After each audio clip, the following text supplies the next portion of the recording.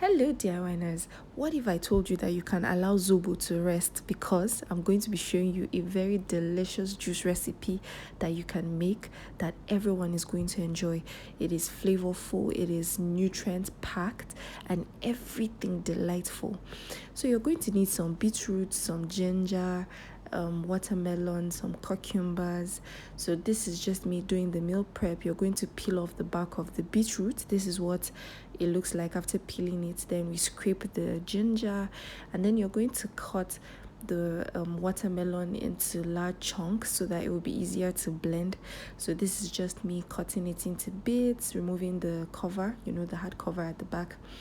So we're scraping off all of the watermelon inside so that we would use it for our juice. Remember, you're not even going to need sugar because of all of the fruits that we're putting into it. They are going to be natural sweeteners to this delicious juice. So we're adding cucumber as well.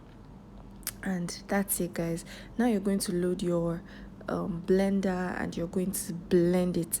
Now this is because I don't have a juicer, and if you have a juicer, it makes it easier. You wouldn't even have to go through all of this process. You're just going to put it in your juicer and it to separate the chaff from the juice. So after blending, you're going to blend it until perfectly smooth, like you can see, and then you're going to pass it through a smooth strainer. So this is me just straining the juice so that we can separate the chaff. So you can use a spoon to help you to squeeze out all of the juice.